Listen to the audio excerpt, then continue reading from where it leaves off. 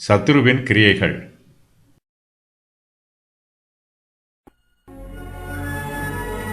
சங்கீதம் 74. மஸ்கீல் என்னும் ஆசாபின் போதக சங்கீதம். தேவனே, நீர் எங்களை என்றென்றைக்கும் ஏன் தள்ளிவிடுகிறீர்? உமது மேய்ச்சலின் ஆடுகள் மேல் உமது கோபம் ஏன் புகைகிறது? நீர் பூர்வ காலத்தில் சம்பாதித்த உமது சபையையும் நீர் மீட்டுக்கொண்ட உமது சுதந்திரமான கோத்திரத்தையும் நீர் வாசமாயிருந்த சீயோன் பர்வதத்தையும் நினைத்தருளும். நெடுங்காலமாக பாழாய் கிடக்கிற ஸ்தலங்களில் உம்முடைய பாதங்களை எழுந்தருளப் பண்ணும். பரிசுத்த ஸ்தலத்திலே சத்துரு அனைத்தையும் கெடுத்து போட்டான். உம்முடைய சத்துருக்கள் உம்முடைய ஆலயங்களுக்குள்ளே கெர்ச்சித்து தங்கள் கொடிகளை அடையாளங்களாக நாட்டுகிறார்கள். கோடரிகளை ஓங்கி சோலையிலே மரங்களை வெட்டுகிறவன் பெயர் பெற்றவனானான். இப்பொழுதோ அவர்கள் அதன் சித்திர வேலைகள் முழுவதையும் வாட்சிகளாலும் சம்மட்டிகளாலும் தகர்த்து போடுகிறார்கள். உமது பரிசுத்த ஸ்தலத்தை அக்கினிக்கு இரையாக்கி உமது நாமத்தின் வாசஸ்தலத்தை தரைமட்டும் இடித்து அசுத்தப்படுத்தினார்கள். அவர்களை ஏகமாய் நிர்த்தூளியாக்குவோம் என்று தங்கள் இருதயத்தில் சொல்லி தேசத்திலுள்ள ஆலயங்களையெல்லாம் சுட்டெரித்து போட்டார்கள். எங்களுக்கு இருந்த அடையாளங்களை காணோம், தீர்க்கதரிசியும் இல்லை. இது எதுவரைக்கும் என்று அறிகிறவனும் எங்களிடத்தில் இல்லை. தேவனே, எதுவரைக்கும் சத்துரு நிந்திப்பான்? பகைவன் உமது நாமத்தை எப்பொழுதும் தூஷிப்பானோ? உமது வலதுகரத்தை ஏன் முடக்கிக் கொள்ளுகிறீர்? அதை உமது மடியிலிருந்து எடுத்து ஓங்கி நிர்மூலமாக்கும். தேவனே, எங்களை ஏன் தள்ளிவிடுகிறீர்? தேவனே, நீர் எங்களை என்றென்றைக்கும் ஏன் தள்ளிவிடுகிறீர்? உமது மேய்ச்சலின் ஆடுகள் மேல் உமது கோபம் ஏன் புகைகிறது? நீர் பூர்வ காலத்தில் சம்பாதித்த உமது சபையையும் நீர் மீட்டுக்கொண்ட உமது சுதந்திரமான கோத்திரத்தையும் நீர் வாசமாயிருந்த சீயோன் பர்வதத்தையும் நினைத்தருளும். இந்த சங்கீதத்திற்கு மஸ்கீல் என்னும் தலைப்பு கொடுக்கப்பட்டிருக்கிறது. இதற்கு போதக சங்கீதம் என்று பொருள். இஸ்ரவேல் ஜனத்தார் ஒடுக்கப்பட்டு மிகுந்த கஷ்டங்களை அனுபவித்த காலத்தில் சங்கீதக்காரர் இந்த சங்கீதத்தை எழுதியிருக்கிறார். இஸ்ரவேல் ஜனத்தாருக்கு போதகம் பண்ணும் வண்ணமாக இந்த சங்கீதம் எழுதப்பட்டிருக்கிறது. தேவன் தம்முடைய ஜனத்தின் மீது கோபமாய் இருக்கிறார். இதன் நிமித்தமாகவே தேவனுடைய பிள்ளைகளுக்கு கஷ்டங்களும் உபத்திரவங்களும் வந்திருக்கிறது. கர்த்தர் தங்களை தள்ளிவிட்டார் என்னும் உணர்வு இஸ்ரவேல் ஜனத்தாருடைய இருதயத்தில் வந்திருக்கிறது. தங்களுடைய இருதயத்தின் எண்ணங்களை அவர்கள் கர்த்தரிடத்தில் சொல்லுகிறார்கள். தேவனே, நீர் எங்களை என்றென்றைக்கும் ஏன் தள்ளிவிடுகிறீர்? உமது மேய்ச்சலின் ஆடுகள் மேல் உமது கோபம் ஏன் புகைகிறது என்று கர்த்தருடைய சமூகத்தில் இஸ்ரவேல் புத்திரர் அழுது புலம்புகிறார்கள். இயேசு கிறிஸ்துவும் கல்வாரி சிலுவையிலே தம்முடைய ஜீவனை ஒப்புக் கொடுத்த போது, என் தேவனே, என் தேவனே, ஏன் என்னை கைவிட்டீர் என்று உரத்த சத்தமாய் கூப்பிட்டார். இஸ்ரவேல் ஜனங்கள் மிகுந்த உபத்திரவத்தில் இருக்கிறார்கள். அவருடைய வாழ்வில் வெளிச்சம் இல்லை, இருளில் இருக்கிறார்கள். விடுதலை கிடைக்கும் என்னும் நம்பிக்கையும் இல்லை. இப்படிப்பட்ட சூழ்நிலையில் தேவன் தங்களை தள்ளிவிட்டாரோ என்னும் சந்தேகம் அவருடைய உள்ளத்தில் உண்டாயிற்று. தாங்கள் கஷ்டப்படும் போது கர்த்தர் தங்களை தள்ளிவிட்டார் என்னும் எண்ணம் கர்த்தருடைய பிள்ளைகளுக்கு வரக்கூடாது. மனுஷர் நம்மை தள்ளிவிடுவார்கள், கர்த்தர் நம்மை ஒருபோதும் தள்ள மாட்டார். தம்மிடத்தில் வருகிறவர்களை தேவன் ஒருபோதும் புறம்பே தள்ளுகிறவர் அல்ல. நாம் ஒருவேளை கீழே விழுந்திருக்கலாம். நாம் கீழே விழுந்தாலும் கர்த்தர் நம்மை கரம் பிடித்து தூக்கி விடுவார். அவர் ஒருபோதும் நம்மை தள்ளிவிட மாட்டார். இஸ்ரவேல் ஜனத்தாருக்கு மிகப்பெரிய கஷ்டங்கள் வந்திருக்கிறது. தேவனுடைய கோபத்தின் நிமித்தமாய் தங்களுக்கு பிரச்சனைகள் வந்திருப்பதாக அவர்கள் நினைக்கிறார்கள்.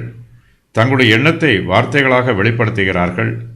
உமது கோபம் எங்கள் மேல் ஏன் புகைகிறது என்று தேவனிடத்தில் கேட்கிறார்கள். தங்கள் மீது தேவனுடைய கோபம் அதிகமாய் இருப்பது போல இஸ்ரவேல் ஜனங்கள் நினைக்கிறார்கள். புகையும் போது அது மறைவாக இருக்காது. புகையும் போது அது எல்லோருக்கும் பிரத்யட்சமாய் தெரியும். அதுபோலவே தேவனுடைய கோபம் இஸ்ரவேல் ஜனத்தாருக்கு மறைவாய் இல்லை. அவருடைய கோபம் கர்த்தருடைய ஜனங்களுக்கு பிரத்யட்சமாய் தெரிகிறது. எரிகிற புகை மேலே கிளம்பி போவது போல கர்த்தருடைய கோபமும் மேலும் மேலும் அதிகரிக்கிறது. இஸ்ரவேல் ஜனங்கள் தேவனுடைய கோபத்தை பற்றி சொல்லும்போது தங்களை தேவனுடைய மேய்ச்சலின் ஆடுகள் என்று சொல்லுகிறார்கள். ஓநாய்கள் ஆடுகளை துன்பப்படுத்தலாம். இதில் புதுமை ஒன்றுமில்லை. இது இயற்கையான சம்பவம்தான். ஆனால் ஆடுகளின் மேய்ப்பரே தம்முடைய ஆடுகளை துன்பப்படுத்தும் போது அந்த ஆடுகளின் நிலைமை பரிதாபமாய் இருக்கும். மேய்ப்பர்தான் அந்த ஆடுகளுக்கு பாதுகாப்பு. ஆனால் இப்போது பிரச்சனையே மேய்ப்பரின் மூலமாய் வந்திருக்கிறது என்று இஸ்ரவேல் ஜனத்தார் நினைக்கிறார்கள். உமது மேய்ச்சலின் ஆடுகள் மேல் உமது கோபம் ஏன் புகைகிறது என்று கேட்கிறார்கள். இஸ்ரவேல் ஜனத்தார் தங்களை பற்றி கர்த்தரிடத்தில் சொல்லும்போது உமது சபையை நினைத்தருளும் என்று சொல்லுகிறார்கள். இஸ்ரவேல் சபையார் தேவனை துதிப்பதற்காகவே தங்களை அர்ப்பணித்திருக்கிறார்கள். இஸ்ரவேலரை தேவன் மீட்டுக்கொண்டார். இஸ்ரவேல் கோத்திரத்தார் தேவனுடைய சுதந்திரமான கோத்திரத்தாராய் இருக்கிறார்கள். மற்ற தேசத்தார் தேவனை துதிக்க மாட்டார்கள். தேவனுக்கு சுதந்திரமான இஸ்ரவேல் தேசத்தார் மாத்திரமே தேவனை துதிப்பார்கள். இதற்காகவே தேவன் இஸ்ரவேல் ஜனத்தாரை மீட்டுக்கொண்டார். இஸ்ரவேல் ஜனங்கள் கர்த்தரிடத்தில் அவருடைய சபையை நினைத்தருளுமாறு சொல்லுகிறார்கள். அதோடு தேவன் வாசமாயிருந்த சீயோன் பர்வதத்தையும் நினைத்தருளுமாறு சொல்லுகிறார்கள். சீயோன் பர்வதம் தேவனுக்கு பிரியமான பர்வதம். இது அவருக்கு பிரியமான விசேஷித்த வாசஸ்தலம். இதுவே கர்த்தருடைய கூடாரம். கர்த்தர் பூர்வ காலத்தில் தம்முடைய ஜனங்களுக்கு தம்முடைய கிருபைகளை விசேஷித்த வழியில் வெளிப்படுத்தினார். கர்த்தர் இஸ்ரவேல் ஜனத்தாருக்கு ஏராளமான அற்புதங்களை நடப்பித்து அவர்களை பூர்வ காலத்தில் தமது சபையாக சம்பாதித்தார். எகிப்தின் அடிமைத்தனத்தில் இருந்தவர்களை கர்த்தர் தாமே தம்முடைய ஜனமாக கூட்டிச் சேர்த்தார். கர்த்தரே அவர்களை மீட்டுக்கொண்டார். அவர்கள் தேவனுக்கு சுதந்திரமான கோத்திரத்தாராய் இருக்கிறார்கள். இஸ்ரவேல் ஜனங்கள் எகிப்தின் அடிமைத்தனத்தில் இருந்த காலத்தில் கர்த்தர் அவர்களை தமக்கு சுதந்திரமான கோத்திரமாக மீட்டுக்கொண்டார். இஸ்ரவேல் ஜனங்களும் தேவனுக்கு பிரியமான ஜனங்களாய் இருந்தார்கள். ஆனால் இப்போதோ கர்த்தர் தங்களை தள்ளிவிட்டது போலவும் அவர் தங்கள் மீது கோபமாய் இருப்பது போலவும் இஸ்ரவேல் ஜனங்கள் நினைக்கிறார்கள். தங்களையும் கர்த்தர் வாசமாய் இருந்த சீயோன் பர்வதத்தையும் நினைத்தருளுமாறு இஸ்ரவேல் ஜனத்தார் கர்த்தரிடத்தில் பணிவோடு விண்ணப்பம் பண்ணுகிறார்கள். நம்முடைய கர்த்தராகிய இயேசு கிறிஸ்து நம்மை மீட்பதற்காக தம்முடைய சுய இரத்தத்தை மீட்கும் கிரயமாக செலுத்தினார். கிறிஸ்துவானவர் தம்முடைய இரத்தத்தினால் மீட்டுக்கொண்ட நம்மை தேவன் ஒருபோதும் தள்ளிவிட மாட்டார் என்னும் விசுவாசம் நமக்குள் நிலைத்திருக்க வேண்டும். இந்த சத்தியத்தை விசுவாசத்தோடு பற்றி கொண்டு ஒவ்வொரு விசுவாசியும் ஆவிக்குரிய ஜீவியத்தில் வளர்ச்சி பெற வேண்டும். தேவனுடைய கிரியைகள். கர்த்தர் பாவத்திலிருந்து விடுவித்து நியாயம் விசாரிப்பார். மேய்ச்சலின் ஆடுகள் மேல் கர்த்தர் கோபத்தை வழிகாட்டுகிறார். தம்முடைய ஜனங்களை மீட்டுக் கொள்கிறார். சீயோனில் வாசம் பண்ணுகிறார். ரட்சிப்பை கொடுக்கிறார். சமுத்திரத்தை இரண்டாக பிளக்கிறார். வலு சர்ப்பங்களின் தலைகளை உடைக்கிறார். முதலைகளின் தலைகளை நறுக்கி போடுகிறார். முதலைகளை வனாந்திரத்து ஜனங்களுக்கு உணவாக கொடுக்கிறார். ஊற்றையும் ஆற்றையும் பிளந்து விடுகிறார். மகா நதிகளை வற்றி போக பண்ணுகிறார். தேவரீர் பகலையும் இரவையும் படைக்கிறார். சூரியனையும் ஒளியையும் படைக்கிறார். பூமியின் எல்லைகளை திட்டம் பண்ணுகிறார். கோடை காலத்தையும் மாரிக்காலத்தையும் உண்டாக்குகிறார். தேவனிடம் ஏறெடுக்கப்படும் விண்ணப்பங்கள். உமது சபையை நினைத்தருளும். நீர் மீட்டுக்கொண்ட சுதந்திரமான கோத்திரத்தையும் நீர் வாசமாயிருந்த சீயோன் பர்வதத்தையும் நினைத்தருளும். பாழாய் கிடக்கிற ஸ்தலங்களில் உம்முடைய பாதங்களை எழுந்தருள பண்ணும். சத்துரு உம்மை நிந்தித்ததை நினைத்து கொள்ளும். மதியின ஜனங்கள் உமது நாமத்தை தூஷித்ததை நினைத்து கொள்ளும். துஷ்டருடைய கூட்டத்திற்கு ஒப்புக்கொடாதேயும். ஏழைகளின் கூட்டத்தை என்றென்றைக்கும் மறவாதேயும். உம்முடைய உடன்படிக்கையை நினைத்தருளும். துன்பப்பட்டவன் வெட்கத்தோടെ திரும்ப விடாதிரும். சிறுமையும் எளிமையுமானவன் உமது நாமத்தை துதிக்கும்படி செய்யும். தேவனே எழுந்தருளும். உமக்காக நீரே வழக்காடும். மதி ஈனனாலே நாடோறும் உமக்கு வரும் நிந்தையை நினைத்து கொள்ளும். உம்முடைய சத்துருக்களின் ஆரவாரத்தை மறவாதேயும். உமக்கு விரோதமாய் எழும்புகிறவர்களின் அமளியை மறவாதிரும். பரிசுத்த ஸ்தலத்திலே சத்துரு அனைத்தையும் கெடுத்து போட்டான். சங்கீதம் 74 3 முதல் 8 வரை. இஸ்ரவேல் ஜனத்தார் தங்களுடைய சத்துருக்களின் துர்க்குணத்தை பற்றி கர்த்தரிடத்தில் முறையிடுகிறார்கள். சத்துருக்கள் தங்களுக்கு செய்த தீமைகளை பற்றி இஸ்ரவேல் ஜனத்தார் கர்த்தரிடத்தில் அதிகமாய் ஒன்றும் சொல்லவில்லை. ஆனாலும் சத்துருக்கள் தேவனுடைய பரிசுத்த ஸ்தலத்திற்கும் ஜெப ஆலயங்களுக்கும் செய்த கொடுமைகளை பற்றி இஸ்ரவேல் புத்திரர் கர்த்தரிடத்தில் விண்ணப்பம் பண்ணுகிறார்கள். எருசலேமிலே தேவனுடைய ஆலயம் இருக்கிறது. இது தேவனுடைய பரிசுத்த ஸ்தலம். இதுவே கர்த்தருடைய நாமத்தின் வாசஸ்தலம். இந்த பரிசுத்த ஸ்தலத்திலே சத்துரு அனைத்தையும் கெடுத்து போட்டான். தேவனுடைய நாமத்தை தூஷித்தான். தேவாலயத்தில் உள்ள எல்லாவற்றையும் தீக்கிரையாக்கி அழித்து போட்டான்.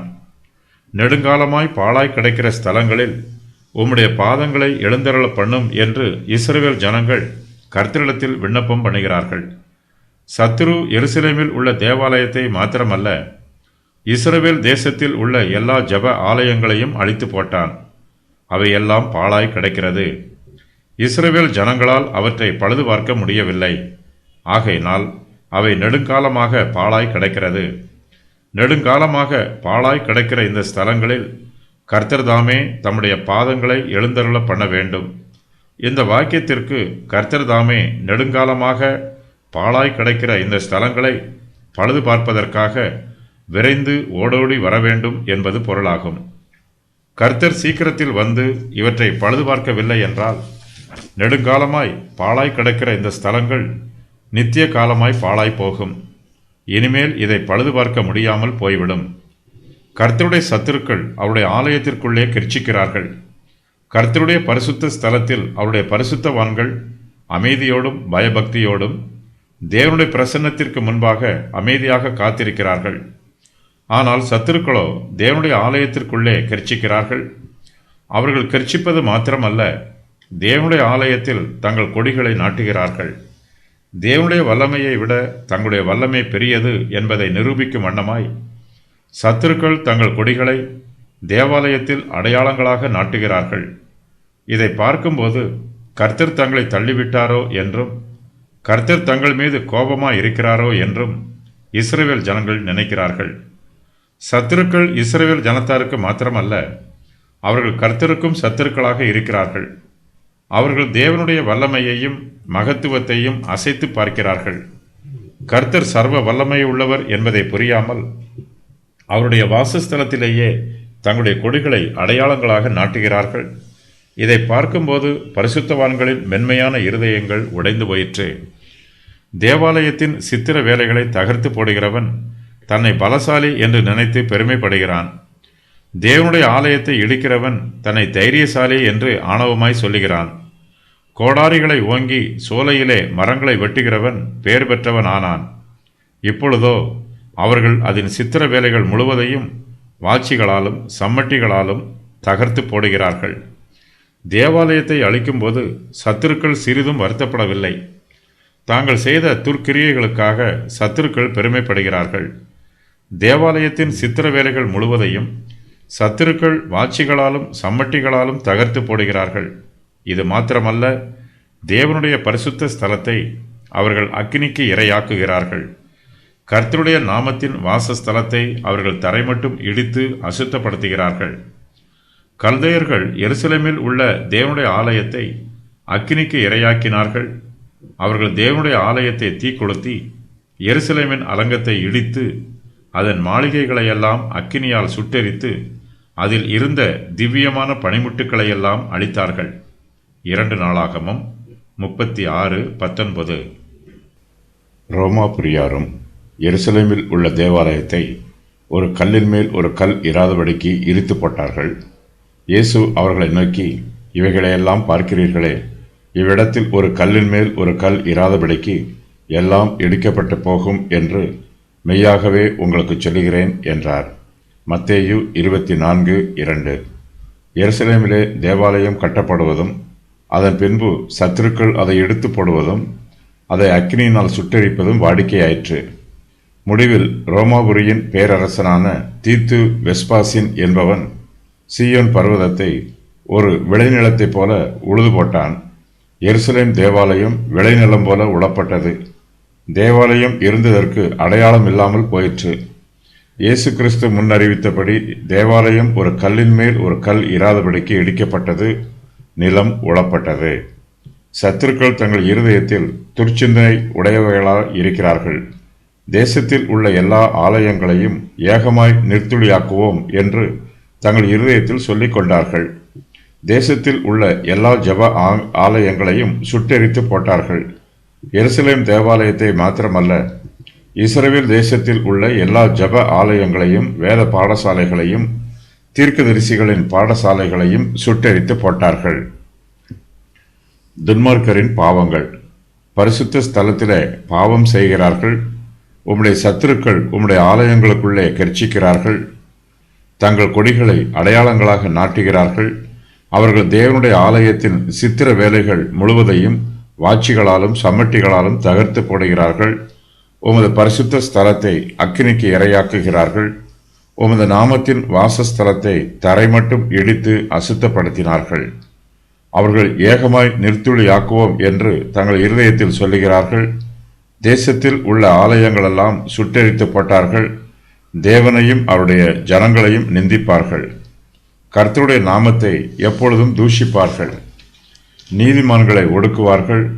கர்த்தருக்கு எதிராக அமளி எழுப்புகிறார்கள். தேவனே எதுவரைக்கும் சத்துரு நிந்திப்பான்? எங்களுக்கு இருந்த அடையாளங்களை காணோம், தீர்க்கதரிசியும் இல்லை. இது எதுவரைக்கும் என்று அறிகிறவனும் எங்களிடத்தில் இல்லை. தேவனே எதுவரைக்கும் சத்துரு நிந்திப்பான்? பகைவன் உமது நாமத்தை எப்பொழுது தூஷிப்பானோ? உமது வலதுகரத்தை ஏன் முடக்கிக் கொள்ளுகிறீர்? அதை உமது மடியில் இருந்து எடுத்து ஓங்கி நிர்மூலமாக்கும். இஸ்ரவேல் ஜனங்கள் ஏராளமான துன்பங்களை அனுபவித்து வருகிறார்கள். அவர்களுடைய துக்கம் சந்தோஷமாவதற்கு வாய்ப்பில்லை. பிரச்சனைகள் முடிவுக்கு வருவதற்கு சாதகமான சூழ்நிலைகள் எதுவும் காணப்படவில்லை. துன்பமும் துயரமும் உபத்திரவமும் இஸ்ரவேல் ஜனத்தார் மீது நிரந்தரமாய் தங்கி இருக்கிறது. தேவாலயத்தில் சத்துருக்கள் தங்கள் கொடிகளை அடையாளமாக நாட்டியிருப்பதை இஸ்ரவேல் ஜனத்தாரால் காண முடிகிறது. ஆனால் கர்த்தர் தங்களை விடுவிப்பார் என்பதற்கான அடையாளத்தை அவர்களால் காண முடியவில்லை. எங்களுக்கு இருந்த அடையாளங்களை காணோம், தீர்க்கதரிசியும் இல்லை என்று தேவனிடத்தில் முறையிடுகிறார்கள். தீர்க்கதரிசிகள் இருந்தால் இன்னும் எவ்வளவு காலத்திற்கு இஸ்ரவேல் ஜனத்தாருக்கு துன்பம் இருக்கும் என்று முன்னறிவிப்பார்கள். இந்த துன்பத்தில் இருந்து எப்படி விடுதலை பெறுவது என்றும் அவர்கள் கர்த்தருடைய வார்த்தையை சொல்லுவார்கள். ஆனால் இஸ்ரவேல் ஜனத்தாருக்கோ அவர்களுக்கு இருந்த அடையாளங்களையும் காணவில்லை, தீர்க்கதரிசியும் அவர்கள் மத்தியில் இல்லை. இந்த உபத்திரவம் எதுவரைக்கும் என்று அறிவிக்கிறவனும் அவர்களிடத்தில் இல்லை. கர்த்தருடைய ஆதரவும் இல்லை, மனுஷருடைய தயவும் இல்லை. தேவனால் மீட்டுக்கொள்ளப்பட்ட ஜனங்கள் இப்போது ஆதரவற்றவர்களாய் இருக்கிறார்கள். தேவருக்கு சுதந்திரமான கோத்திரங்களாய் இருக்கிறவர்கள் இப்போது அநாதைகளைப் போல இருக்கிறார்கள். சத்ரு இஸ்ரவேல் ஜனத்தாரை நிந்திக்கிறான். அவன் தேவனுடைய நாமத்தை தூஷிக்கிறான். அவன் எதுவரைக்கும் பலத்திருப்பான் என்று இஸ்ரவேல் ஜனத்தாருக்கு தெரியவில்லை. தேவனே எதுவரைக்கும் சத்ரு நிந்திப்பான்?